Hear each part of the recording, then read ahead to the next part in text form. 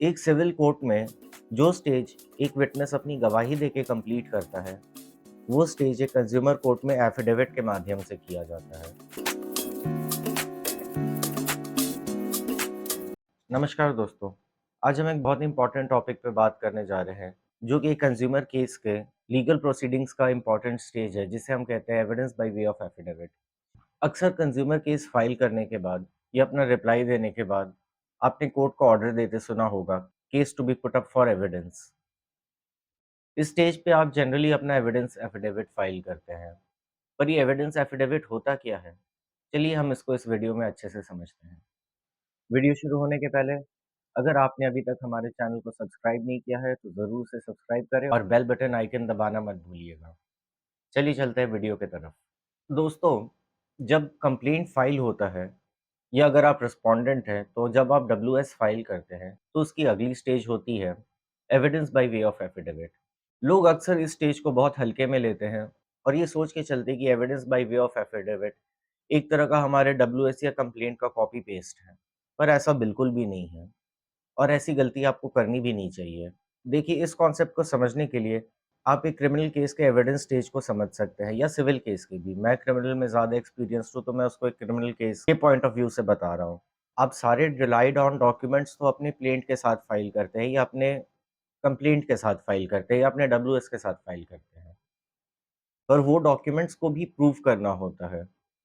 एक civil court में जो स्टेज एक विटनेस अपनी गवाही देके कंप्लीट करता है, वो स्टेज एक कंज्यूमर कोर्ट में एफिडेविट के माध्यम से किया जाता है। आप क्रिमिनल केस या सिविल केस में गवाही देते वक़्त क्या करते हैं? आप बेसिकली गवाही देते वक़्त अपने सारे रिलाइड ऑन डॉक्यूमेंट्स को प्रूव करते हैं और फैक्ट्स को प्रूव करते हैं। तो कंज्यूमर केस में भी यही चीज़ हमें एफिडेविट के थ्रू करनी होती है कि हम अपने प्लेंट या डब्ल्यूएस पे अटैच डॉक्यूमेंट्स और फैक्ट्स को प्रूव करते हैं एक्चुअली। अब आप सोचेंगे कि हम प्रूव क्यों करते हैं कंज्यूमर केस में जब इस पे एविडेंस एक्ट अप्लाई ही नहीं होता है? भले एविडेंस एक्ट अप्लाई ना हो, पर प्रिंसिपल्स ऑफ नेचुरल जस्टिस तो ज़रूर अप्लाई होते हैं। और इसीलिए भले एविडेंस का स्टेज शॉर्टेंड है हमारे कंज्यूमर केसेज़ में, पर it has not been done away with. इसीलिए आप अपने एविडेंस एफिडेविट को एक अटेम्प्ट की तरह समझिए कि आप अपने डॉक्यूमेंट को उसके थ्रू प्रूव करेंगे। अब काफ़ी बार उसको प्रूव करने के लिए हम कुछ फैक्ट्स रिपीट ज़रूर करते हैं, पर इसका ये मतलब नहीं होता है कि एविडेंस एफिडेविट वर्बैटिम रिपीट होता है हमारे डब्ल्यूएस का या रिप्लाई का। अब इसमें आपके मन में एक और सवाल आ रहा होगा कि जब एविडेंस एफिडेविट का एनालॉजी क्रिमिनल केस में एक एग्जामिनेशन इन चीफ का है, तो फिर क्रॉस कहाँ होता है कंज्यूमर केस में?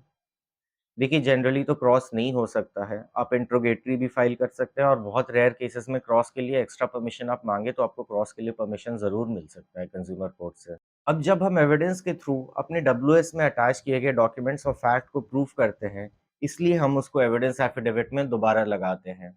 अब ये स्टेज क्रिमिनल या सिविल केस के जितना कॉम्प्लिकेटेड नहीं होता है कंज्यूमर कोर्ट में कि आप अपने सिग्नेचर्स को या रिलेवेंट राइटिंग को मार्क करें, पॉइंट दिस और प्रूव करें।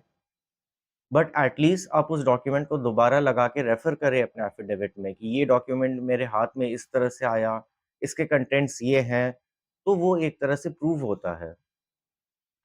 आशा करता हूँ इस वीडियो से आपको evidence by way of affidavit के स्टेज के बारे में अच्छे से जानकारी मिली हो।